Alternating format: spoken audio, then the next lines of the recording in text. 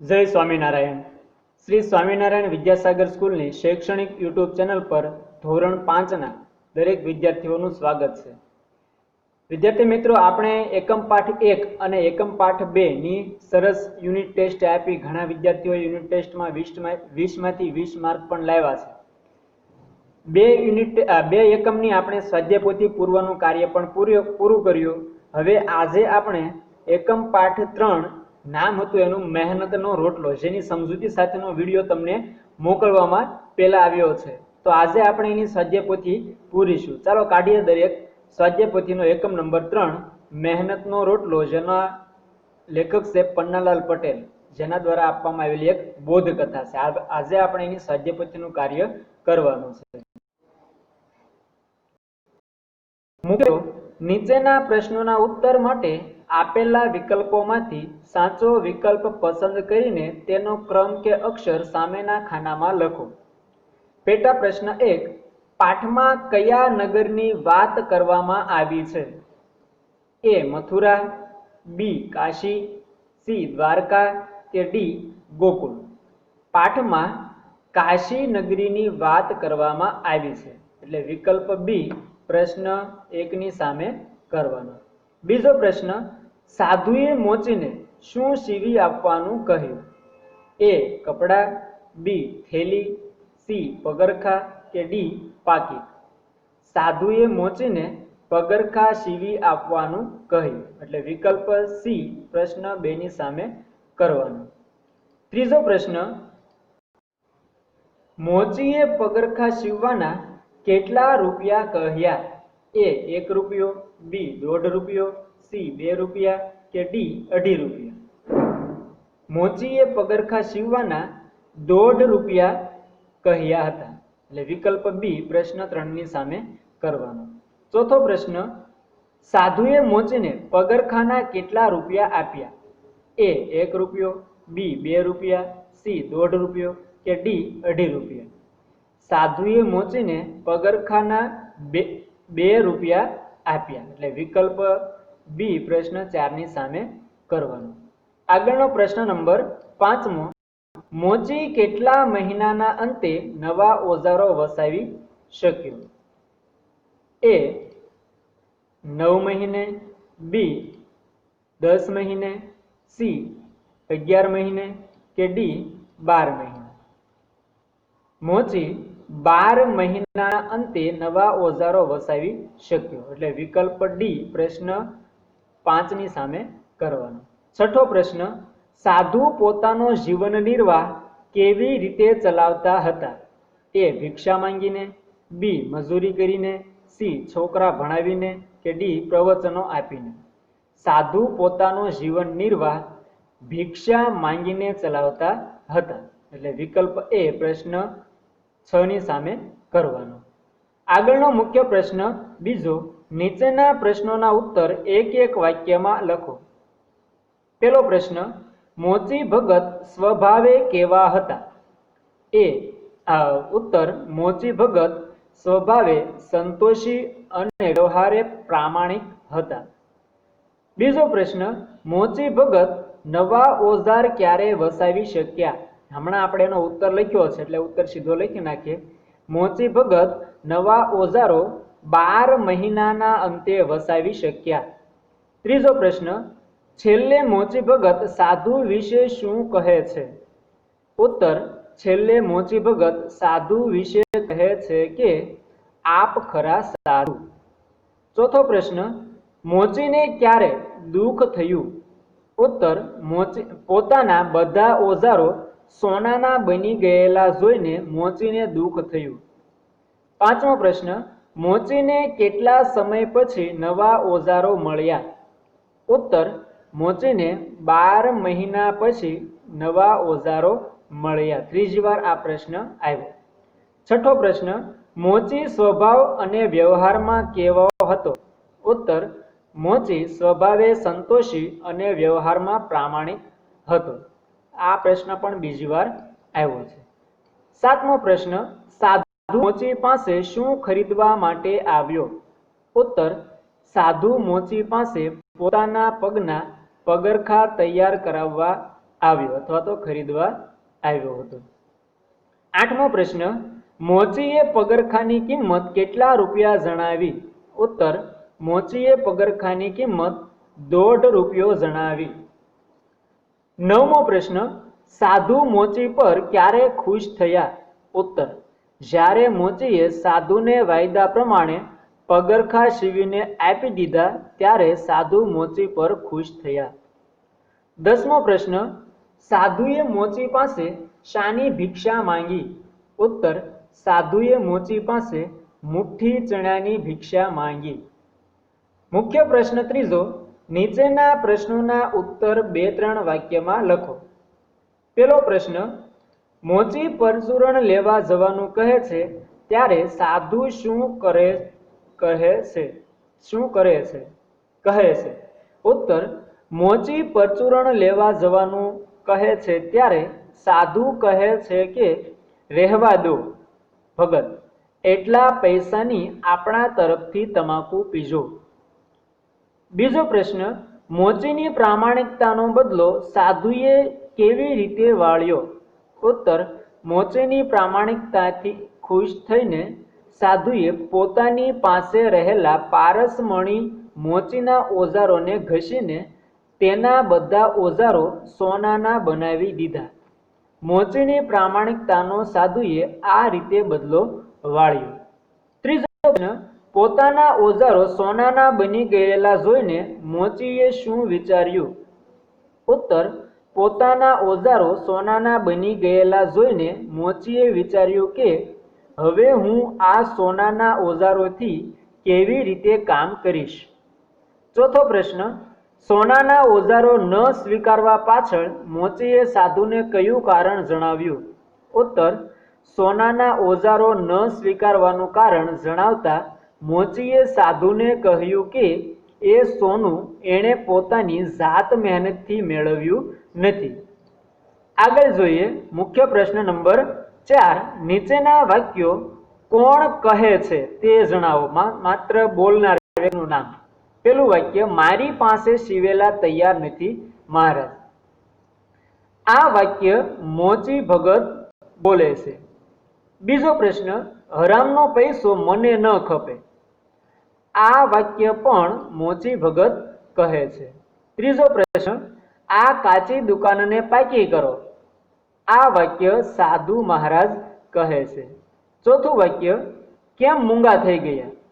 આ વાક્ય મોચી ભગત કહે છે. પાંચમો પ્રશ્ન, નીચેના વાક્યોને વાર્તાના ક્રમમાં ગોઠવીને ફરીથી લખો. આડાઅવળા વાક્યો છે, આપણે એને વાર્તાના ક્રમમાં ગોઠવીએ. પેલું વાક્ય, બેફિકર રહો મહારાજ, વાયદો નહીં ચૂકું. બીજું, સીવી દો તો શું લ્યો? ત્રીજું, એક મુઠ્ઠી ચણા તો મારી પાસે છે. ચોથું, મારી પાસે સીવેલા તૈયાર નથી મહારાજ. જોઈએ આપણે વાર્તા જે ભણ્યા હતા એ પ્રમાણે એને ક્રમમાં ગોઠવતા જઈએ. પેલા ક્રમનું વાક્ય કયું આવશે? ચોથું જે છેલ્લું વાક્ય છે તે, મારી પાસે સીવેલા તૈયાર નથી મહારાજ. આ આપણે પ્રથમ ક્રમમાં લખવાનું. બીજું, સીવી દો તો શું લ્યો? આ વાક્યને આપણે બીજા નંબરમાં લેવાનું છે. સીવી દો તો શું લ્યો મહારાજ. ત્યારબાદ ત્રીજા નંબરનું વાક્ય છે, બેફિકર રહો મહારાજ, વાયદો નહીં ચૂકું. વાક્ય નંબર 3. ચોથું વાક્ય, એક મુઠ્ઠી ચણા તો મારી પાસે છે. તો આ વાક્યને આપણે ચોથા ક્રમમાં લખવાનું છે. જોઈએ આગળનો મુખ્ય પ્રશ્ન છઠ્ઠો, નીચેના શબ્દોના સમાનાર્થી શબ્દો લખો. પેલો શબ્દ છે પગ. પગ એટલે પાદ અથવા ચરણો. બીજો, નવાઈ. નવાઈ એટલે આશ્ચર્ય અથવા અચરજ. ત્રીજો, કિંમત. કિંમત એટલે દામ અને મૂલ્ય. ચોથું, દુનિયા. દુનિયા એટલે વિશ્વ અને જગત. પાંચમો પ્રશ્ન શબ્દ ઓજાર. ઓજાર એટલે સાધન. છઠ્ઠો શબ્દ સોનું. સોનું એટલે સુવર્ણ કે કનક. ઘણા નામ છે. સાતમો શબ્દ વહેમ. વહેમ એટલે શંકા કે સંશય. આઠમો શબ્દ શિખામણ. શિખામણ એટલે સલાહ. નવમો શબ્દ ગમ. ગમ એટલે સમજ અથવા ભાન. દસમો શબ્દ આનંદ. આનંદ એટલે હર્ષ અને પ્રસન્નતા. મુખ્ય પ્રશ્ન 7, નીચેના શબ્દોના વિરુદ્ધાર્થી શબ્દો લખો. પેલો છે પ્રામાણિકતા, તો અપ્રામાણિકતા ઉપસર્ગ લગાડવાથી શબ્દ બન્યો. બીજું જૂઠું, તો સાચું. ત્રીજો વિશ્વાસ, તો અવિશ્વાસ. ચોથું ફિકર, તો બેફિકર. પાંચમું વેચવું, તો ખરીદવું. છઠ્ઠું ખુશ, તો નાખુશ. સાતમું ભલું, તો બુરું. આઠમો સુખી, તો દુખી. નવમો નવા, તો જૂના. 10મું માન, તો અપમાન. આગળનો મુખ્ય પ્રશ્ન 8, નીચેના શબ્દોની જોડણી સુધારીને લખો. પેલો શબ્દ પ્રામાણિકતા, આપણે એની જોડણી સુધારીએ, અણસે એને હસ્વ કરીએ, પ્રામાણિકતા. બીજું છે પિત્તળ, એને આપણે તને ફાડીને પિત્તળ શબ્દ બનાવવાનો, પને હસ્વ કરવાનો. ત્રીજો શબ્દ રૂપિયા, રૂ માટેનો પ્રોપર શબ્દ આપણે મૂકીએ અને પીને હસ્વ કરીએ. ચોથો શબ્દ વિશ્વાસ, એને આપણે માન્ય સ મૂકીને વિશ્વાસ શબ્દ બનાવીએ. પાંચમું મુગા, તો દીર્ઘ મુ અને માથે અનુસ્વાર. છઠ્ઠો શબ્દ જૂઠું, બંને હસ્વ છે, એને આપણે સુધારીએ.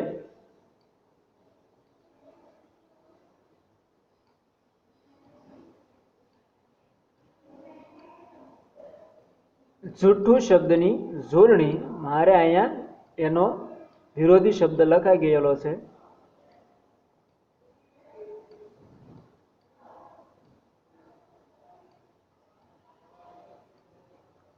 ત્યારબાદ મુખ્ય પ્રશ્ન 9મો, નીચેના શબ્દ સમૂહો માટે એક શબ્દ લખો. પેલું સ્પર્શ માત્રથી લોઢાને સોનામાં બદલી નાખનાર મણી, એને કહેવાય પારસમણી. બીજો શબ્દ સમૂહ કામ પૂરું કરવા અંગે આપેલી મુદત, એટલે વાયદો. 10મો શબ્દ મુખ્ય પ્રશ્ન નંબર 10, નીચેના રૂઢિપ્રયોગોના અર્થ આપી વાક્ય પ્રયોગ કરો. પેલું કિંમત કરવી, અર્થ છે એનો માપ કાઢી લેવું. વાક્ય બનાવીએ, કોઈ પણ વાક્ય બનાવી શકાય. વારંવાર પરીક્ષામાં નાપાસ થનાર રવિને લોકોએ કિંમત કરી. બીજો રૂઢિપ્રયોગ છે પારખતા ન આવડવું, અર્થ છે એનો સાચી રીતે ઓળખી ન શકવું. વાક્ય છે કેટલાક લોકોને માણસ પારખતા નથી આવડતું. ત્રીજો રૂઢિપ્રયોગ છે જીવ બળવો, અર્થ દુઃખી થવું. વાક્ય પ્રયોગ કરીએ, પૈસા ખોવાઈ જતા મારો જીવ બળી ગયો. ચોથો રૂઢિપ્રયોગ બાવડાના બળથી, અર્થ છે જાત મહેનતથી. વાક્ય હું હંમેશા બાવડાના બળથી જ આગળ વધવા માંગુ છું. પાંચમો રૂઢિપ્રયોગ પૈસા બનાવવા, અર્થ ખૂબ કમાવવું. વાક્ય કેટલાક માણસોને પૈસા બનાવવામાં જ રસ હોય છે. છઠ્ઠું બેઠા બેઠા ખાવું, અર્થ મહેનત કર્યા વગર ખાવું. વાક્ય આળસુ લોકોને બેઠા બેઠા ખાવાની આદત હોય છે. મુખ્ય પ્રશ્ન 11, નીચેના શબ્દો પરથી વાક્યો બનાવીને લખો. પેલું પગરખા, વાક્ય બનાવીએ, સાધુ મહારાજ મોચી પાસે પગરખા બનાવવા આવ્યા હતા. બીજો શબ્દ વહેમ, વાક્ય બનાવીએ, વહેમની કોઈ દવા નથી. ત્રીજો શબ્દ ગર્વ, વાક્ય બનાવીએ, મને ભારતીય હોવા પર ગર્વ છે. મુખ્ય પ્રશ્ન 12, નીચેના વાક્યોમાંથી નામપદ અને ક્રિયાપદ શોધીને લખો. વ્યક્તિ વસ્તુ પદાર્થનું નામ હોય એને નામપદ કહેવાય અને જેના દ્વારા ક્રિયા કરવામાં આવે છે એને ક્રિયાપદ કહેવાય. જોઈએ આપણે, સાધુએ જોળીમાંથી પારસમણી કાઢ્યો. નામપદ એમાં જોઈએ, સાધુ છે, જોળી છે અને પારસમણી. ક્રિયાપદ એને કાઢવાની ક્રિયા કરી એટલે કાઢ્યો ક્રિયાપદ છે. બીજું વાક્ય, સાધુ મોચી પર બહુ ખુશ થયા. નામપદ એમાંથી શોધીએ, સાધુ મોચી અને ખુશ.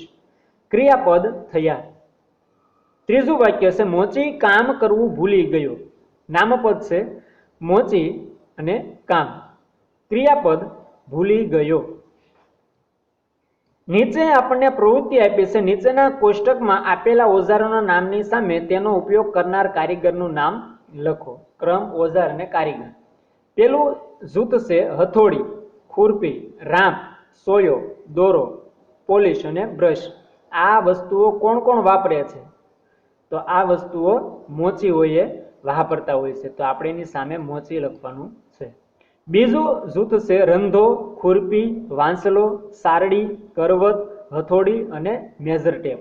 તો આ વસ્તુનો ઉપયોગ જે કરતા હોય મોટા ભાગે સુથાર આનો ઉપયોગ કરતા હોય છે. ત્રીજું છે શબ્દ જૂથ ધમણ, હથોડો, ઘણ, કટર, છીણી, વેણું અને ભીડો એટલે કે સાણસો. તો આ બધી વસ્તુઓ લુહાર છે એ વાપરતા હોય છે. ચોથું શબ્દ જૂથ સાંકડો, ટપલું, કોદાળી, પાવડો. તો આ વસ્તુઓ કુંભારના ઓજારોની યાદીના છે. પાંચમું શબ્દ જૂથ સિલાઈ મશીન, સોય, દોરો, કાતર અને મેજર ટેપ. તો આ ઓજારો બધા દરજી છે એ વાપરતા હોય છે. ત્યારબાદનું છઠ્ઠું શબ્દ જૂથ ઓળંબો, લેલું, થાપી, કાટખૂણિયું. આ બધા ઓજારો કડિયાના છે. આગળનું જોઈએ શબ્દ જૂથ છેલ્લું સાતમું અસ્ત્રો, પાંસકો, હેર ડ્રાયર, કટર, બ્રશ, નરણી અને સાબુ. તો આ બધી વસ્તુઓ છે એ વાણંદના ઓજારોની યાદીની છે. તો આજે તમારે પાકી નોટ સ્વાધ્યાય પોથીમાં એકમ નંબર 3 પૂરવા માટે મોકલેલ PDF ફાઇલ, ઓડિયો અને આ વિડીયોનો સંપૂર્ણ અભ્યાસ કર્યા બાદ સ્વાધ્યાય પોથી પૂર્ણ કરવાનું કાર્ય કરવાનું છે.